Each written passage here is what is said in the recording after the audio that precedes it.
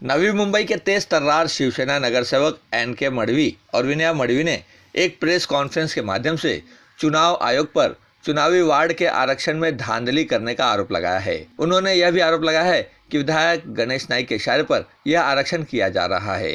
NK. Madavi के अनुसार 2011 के जनगणना के आधार पर यह आरक्षण होना चाहिए, लेकिन ऐसा नहीं हो रहा है। नवी मुंबई मनपा चुनाव के ठीक पहले लगाए गए इस आरोप से क्षेत्र में खलबली मच गई है। नवी मुंबई म्युनिसिपल कॉर्पोरेशन की जो इलेक्शन जो आरक्षण डिक्लेयर किए गए वो पूरा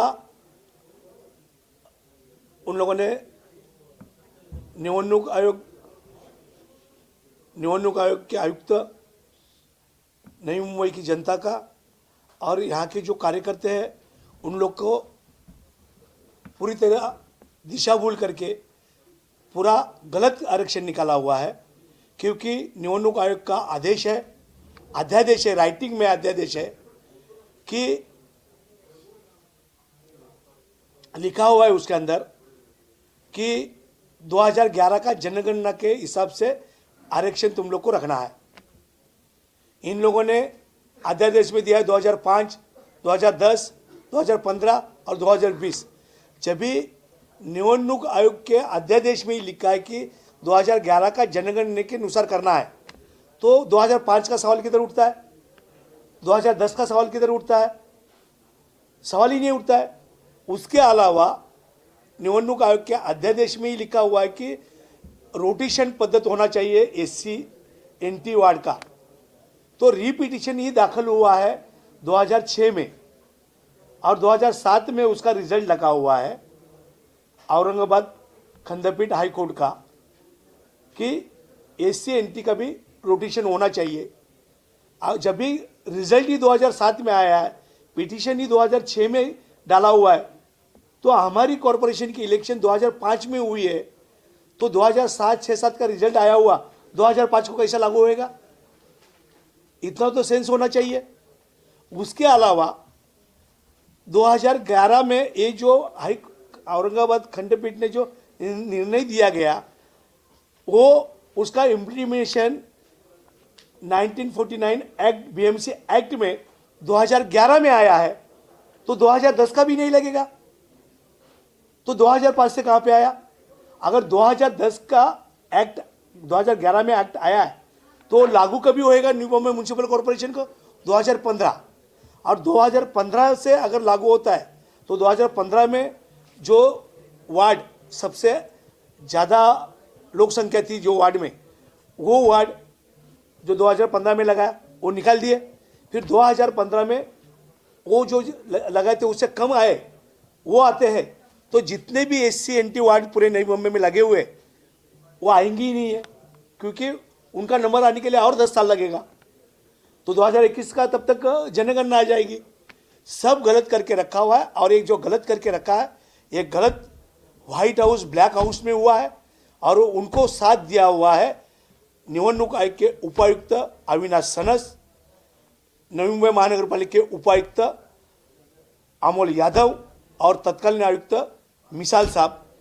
क्योंकि निवडणूक आयोग के अध्यादेश में क्लियर कट इसमें लिखा हुआ है कि ये प्रक्रिया करते वक्त एक कमेटी नेमनी चाहिए, कमेटी होनी चाहिए।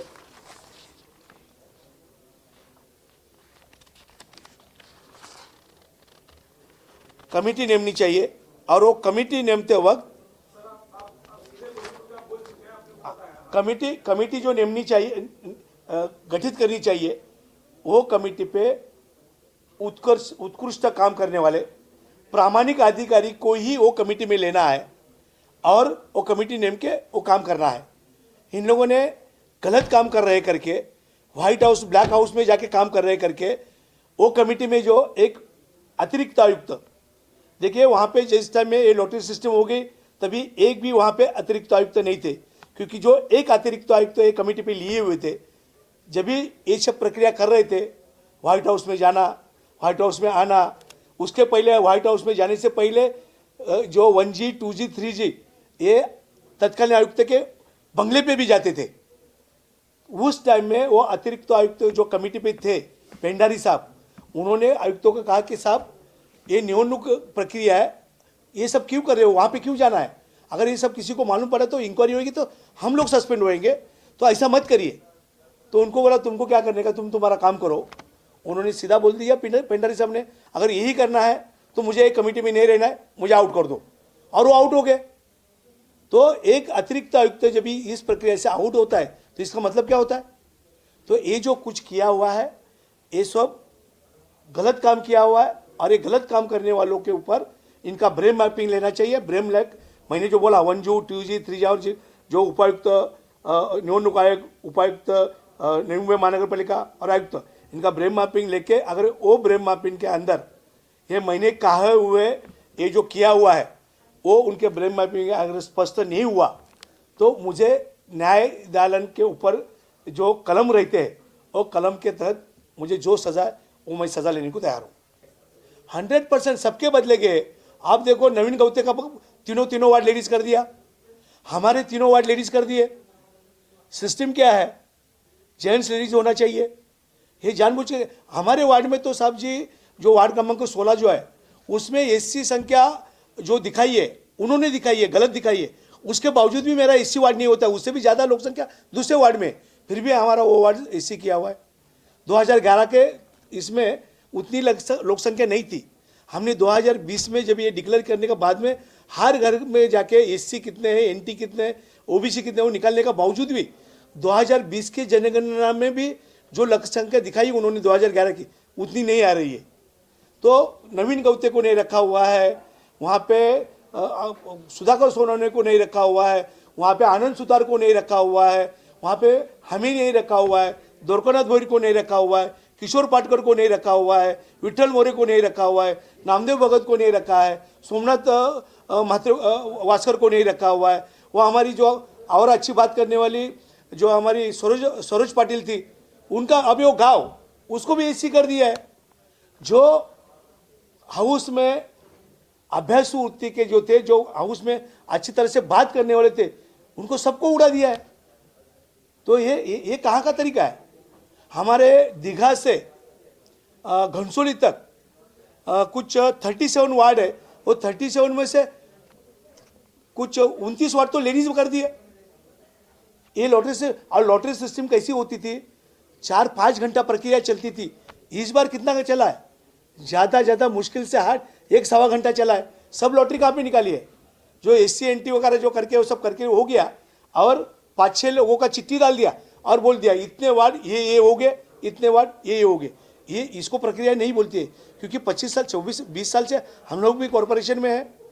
इस तरह से प्रक्रिया नहीं होती है। और हमारा वार्ड क्रमांक 16 उधर प्रक्रिया लॉटरी सिस्टम प्रक्रिया होने से पहले हम लोग जैसे विष्णु भाव नाट्यगृह में घुस रहे, मेरे हाथ में थमा दिया, तुम्हारा वार्ड क्रमांक 16 SC हो गया। इसके पीछे भी उनका प्लानिंग था कि अगर वो मेरे हाथ में देगा तो मैं वहाँ पे कुछ हंगामा करूँगा, फिर निवडणूक प्रक्रिया में मैंने कुछ गड़बड़ी किया करके मुझे अरेस्ट करो। ये प्लानिंग था उन लोग का। ये ऐसा है, जहाँ तक आप लोग की जानकारी के हिसाब से डायरेक्ट हाथ में जैसा हम आते हैं विष्णु भाव नाट्यगृह में और घुसते हैं, वैसे ही कोई आरक्षण देता है कि हाथ में वहाँ भी डिक्लेयर होता है। नाट्यगृह के अंदर में जो स्टेज रहता है, स्टेज के सामने पब्लिक बैठी रहती है, उसके सामने ये होता है। उससे पहले मेरे हाथ में दिया है। मैं शुरू से जब भी हम लोगों ने एक केस डाला हुआ था, जिस दिन केस दाखिल किया उस दिन से मैं प्रेस कॉन्फ्रेंस लेना चाहता था, लेकिन कोरोना का वजह से हम लोग ले नहीं पाए, रुक गए। अभी कोरोना ख़त्म हो गया, कोरोना ख़त्म होने की वजह से मैंने लिया हुआ है। और मैंने जो लिया हुआ है वो मैं हवा में नहीं बात करता हूँ। MK मडवी को हवा में बात करने की आदत नहीं है। जो मैंने कुछ है पेपर सामने रखा है, और जो भी मैंने कुछ बात की है वो निवडणूक आयोग के अध्यादेश के जो निकाला हुआ है उसके ऊपर ही किए। अगर वो निवडणूक आयोग का अध्यादेश ही अगर गलत है तो उसके ऊपर ही मैंने सब ये किया हुआ है, और मैंने पूरे पेपर आप लोग को दिए हुए हैं। अगर ये सब नहीं होता था तो कोर्ट इन लोगों से ऑन रिकॉर्ड लिख के नहीं लेती थी कि बाबा जब तक इसका नहीं होता है फैसला तब तक तुम जो मेन यादी है वो डिक्लेयर नहीं कर सकते हैं। तो कोर्ट ने इतना तो डिसीजन दिया था। ये लोग अभी चल रहा है, अभी मंडे को उसका रिजल्ट आ ही जाएगा। और हमने मांग की है कि पूरी प्रक्रिया है वो फिर से करो। ये सेम कई सिचुएशन होने की वजह से कर्नाटक गवर्नमेंट ने भी एक ये म्यूनसिपल कॉरपोरेशन की इलेक्शन की फिर ये किया हुआ है, वो कर्नाटक हाई कोर्ट ने ऑर्डर दिया हुआ है। तो हमें इतना ही कहना है, जो भी कोई चुन के आता है कौन से भी पार्टी का, जो पब्लिक जिसको वोट करेगा उसको चुन के आने, तो ये सब करने की क्या जरूरत है। तो तुम लोग यही करते आए हो है ना, यही करते आए। 25-25 हज़ार राशन कार्ड क्यों पकड़े जाते, और आमदार के लिए कितना सीट से कितना वोट से चुन के आते थे, 8,000। हमने आयरोली विधानसभा का जो 38,000 बोगस वोटिंग थे हमने कलेक्टर को दिए। अगर 38,000 में अगर 12 भी हज़ार अगर बोगस वोटिंग होता है तो आते ही कितना वोट से, 8,000 से। 8,000 भी नहीं, अगर वही 8,000 में से 4,500 दूसरे को गिरता है तो वो 250 से चुन के आते हैं। तो ये अगर ये बोगस वोटिंग नहीं होती है, ये सब पारदर्शक होता है, तो ये लोग चुन के ही नहीं आएंगे करके ये सब कर रहे हैं। ओके। कैमरामैन रोशन गायकवाड़ के साथ संध्या श्रीवास्तव, ग्लोबल चक्र न्यूज़, नवी मुंबई।